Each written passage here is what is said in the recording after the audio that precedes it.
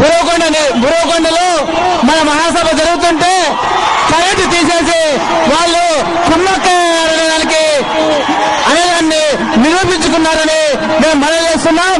ఇప్పుడు శర్మలమ్మ గారు మనల్ని ఉద్దేశించి మాట్లాడవలసిందిగా కోరుచున్నాం.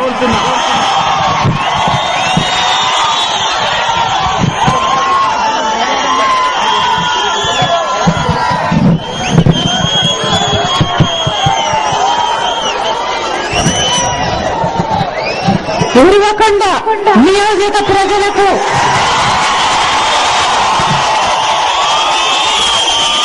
చేరి వచ్చిన మీ అందరికీ మీ రాజన్న కూతురు, మీ జగనన్న చెల్లెలు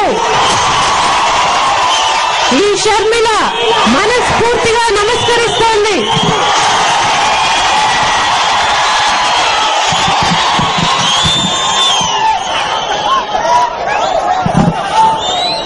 ఉరవకొండ అంటే మొట్టమొదటిగా గుర్తొచ్చేది చేనేతట. రాజశేఖర రెడ్డి గారిని ఒక్కసారి జ్ఞాపకం చేసుకుంటే చేనేత నేసిన తెల్లని బట్టలతో చిక్కని చిరునవ్వుతో జ్ఞాపకం వస్తాడు.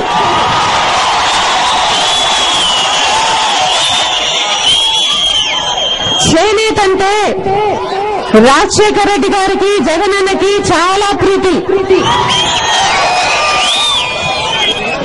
చంద్రబాబు నాయుడు గారి హయాంలో చేనేతల్ని భ్రష్టు పట్టించి కొన్ని వందల మంది చేనేతలు ఆత్మహత్యలు చేసుకుంటే చంద్రబాబు నాయుడు గారు ఒక్క రూపాయి కూడా వారికి ఆర్థిక సహాయం ఆ కుటుంబాలకు చేయలేదు.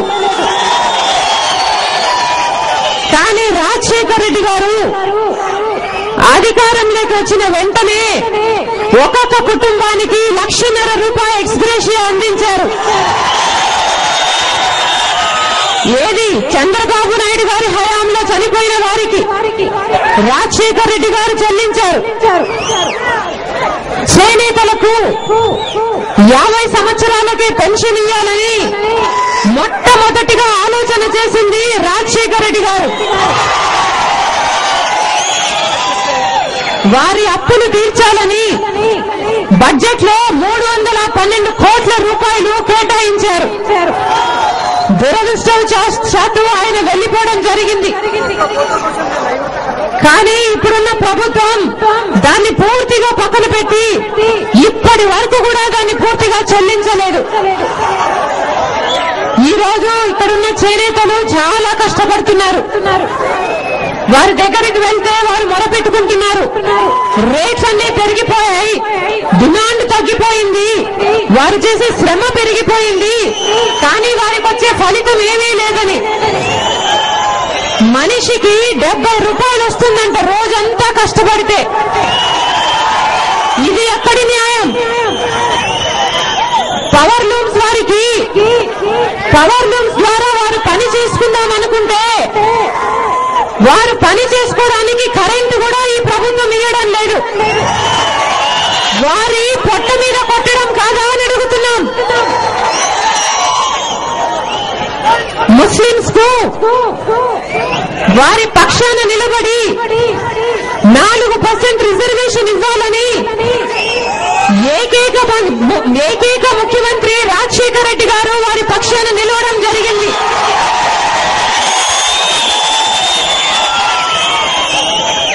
ఇలా ఒకటి కాదు, రెండు కాదు, ప్రతి విషయంలోనూ రాజశేఖర రెడ్డి గారు ఒక ఆదర్శంగా నిలిచారు.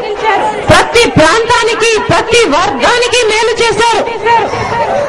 హంద్రీనివా ప్రాజెక్టు తీసుకుంటే చంద్రబాబు నాయుడు గారు 9 ఏళ్ల ఆయన హయాంలో కేవలం 10,000 కోట్ల రూపాయలు ఖర్చు పెట్టారు సాగునీటి ప్రాజెక్టుల కోసం.